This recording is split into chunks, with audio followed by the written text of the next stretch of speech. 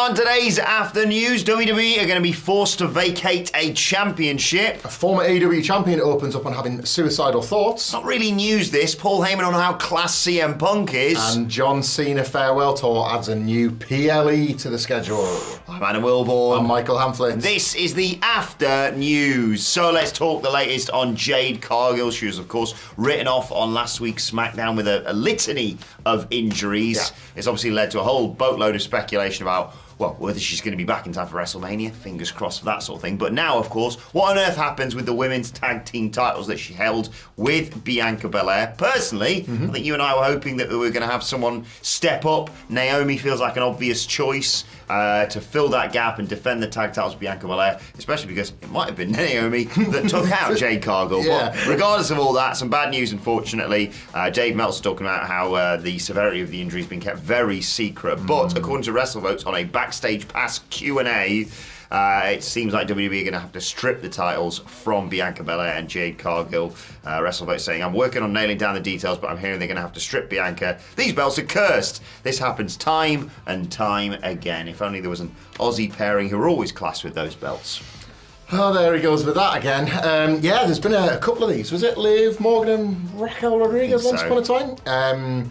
And then I think there's been, obviously, because they bounced around from NXT to the main roster. And Liv and Rhea. I never know. Yeah, I think that might be actually. But yes, dealing with it right now, I guess. I too thought that there was going to be a storyline substitute, and both Bayley and Naomi would have made great substitutes in the fact that you could argue a case for both of them having committed the crime, or at least Bianca thinking Bayley had done it when really it was Naomi. Something like that. Or even just someone random, I'm going to see you're going to have to defend the tag titles against X group, against anyone who's alongside anyone who's nearby. Chelsea Green, that would have been so class as well. Yeah, it's a shame in this. Yeah, they could have done this sort of thing where Naomi sort of Bianca Belair's devastated about Jade Cargill and she doesn't know what to do, and Naomi comes up and be like, I've got some really good news. And Bianca's like, have you heard about Jade? And I was like, well, no, but I was speaking to SmackDown GM, I can't remember his name, and he's let us do a Freebird rule with the big three. So I'm going to step in as champion. And Bianca's like, oh, great. Any news on Jade? No, but we'll get some anyway. Come on, Bessie, let's go to work. But yeah, indeed, obviously with them now potentially being stripped of these titles, that does open the division opens up the division for somebody to potentially get a title shot, and indeed then cast the net wider on who did it, because suddenly you have a bunch of other people who will benefit from the injury. Yeah. You mentioned Chelsea Green, but someone like her and a Piper Niven, you would like to think didn't do it, but can be put in the frame if all of a sudden they get a run with the tag belts or something like that. So yeah, I have no doubt that they will do a good job of weaving into the storyline, but I too maybe thought to try and keep the belts live with the potential perpetrator right there on camera. Yeah, I mean, it's obviously going to be revisited when Jade returns. Fingers crossed in time. 3 months was a sort of vague time period, which we're all doing that just with hope in our hearts about this WrestleMania. Get well soon to Jade. I know she's got several injuries. You and Andy talked about it at the start of this week, but. Yeah, we'll keep you posted on that one. But always a shame when anyone has to vacate a title. Yeah. Switching gears in a lot of ways here to Thunder Rosa, friend of the channel. Yes. Shout out to Thunder Rosa.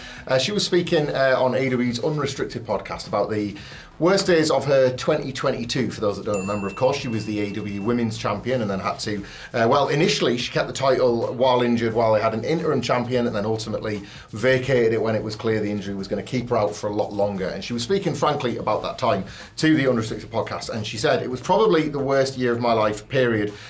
Physically and mentally. Just imagine, you can run, you can jump, and they just cut your legs. You can't do that. You have to learn how to walk, learn how to run again, have to do a bunch of stuff again.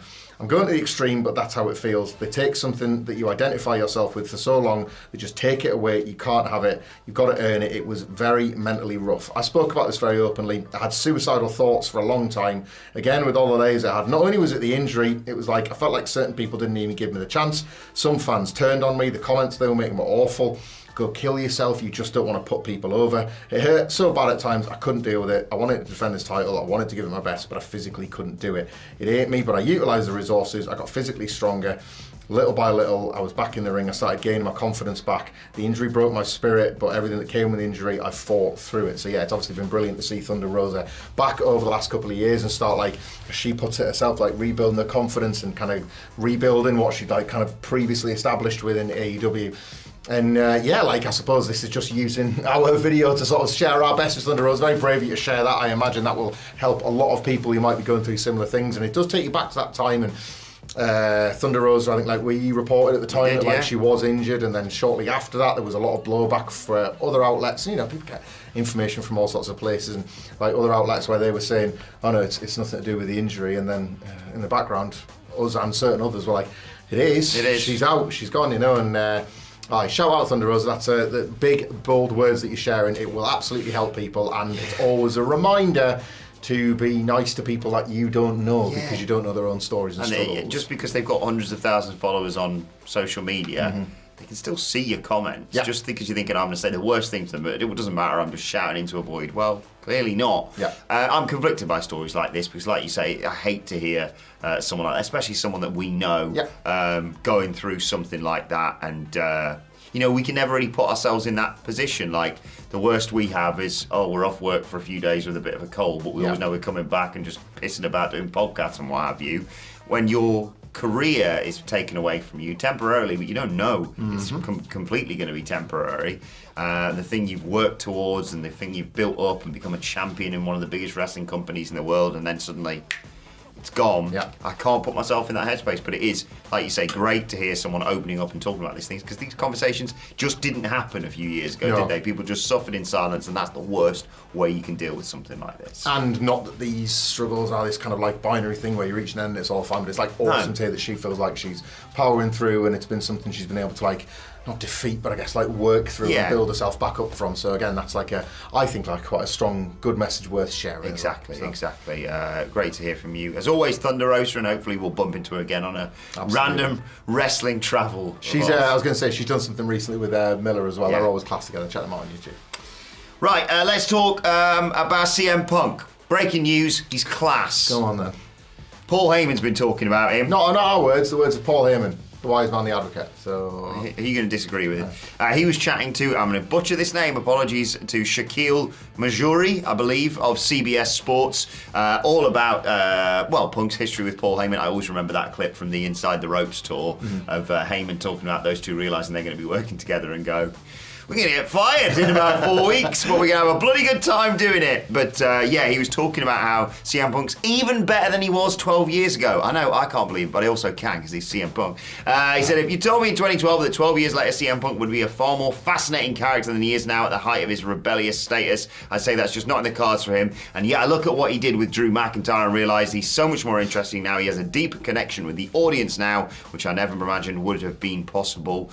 He also talks about how Punk is a rebel with a bit more smarts about him, a bit more wisdom. You realise that rebels age out, and once they do, they can no longer be the embodiment of the disruption that progresses against the establishment. And yet he's now the older rebel with a little more wisdom behind him and a little more tact involved, and he's a much more compelling version of a character and persona than ever before.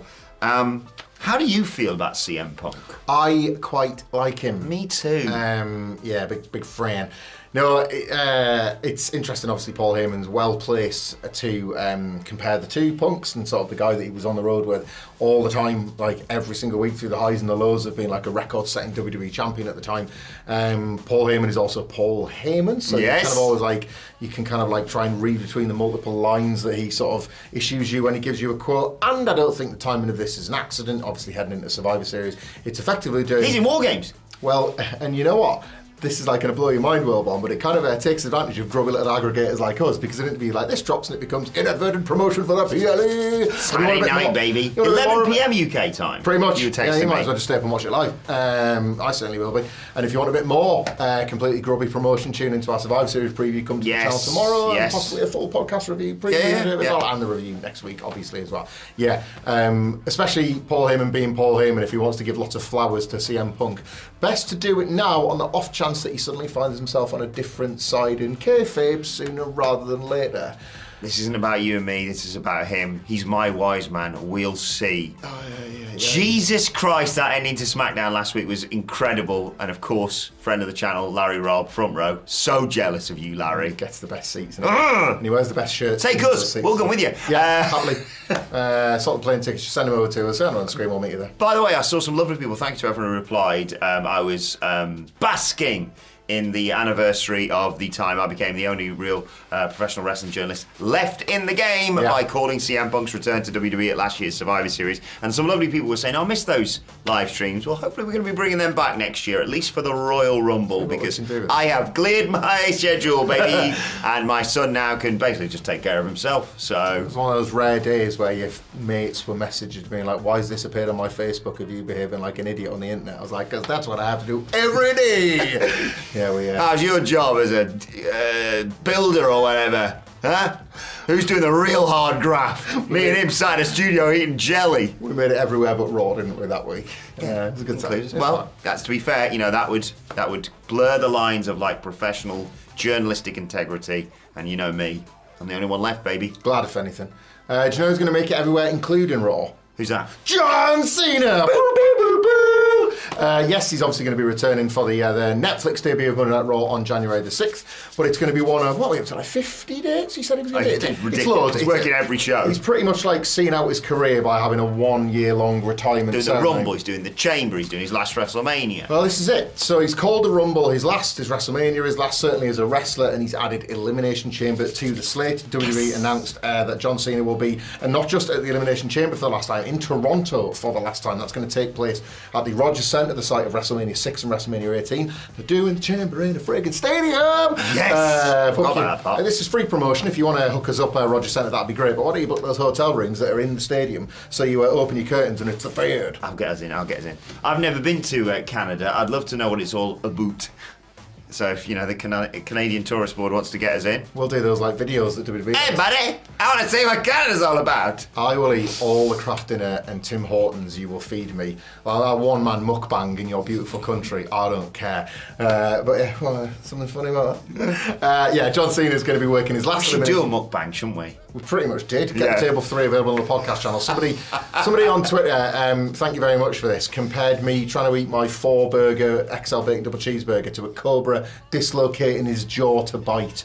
So we were told, work's going to pay for your lunch. So me and Cedric just got our usual Burger King orders. Not this guy. I didn't know that you could just press the button and add burgers till it stopped. And like in most situations in life, I will add a burger till it stops. Yeah. Like, add a burger until it tells you not to. So I was, well, all right then.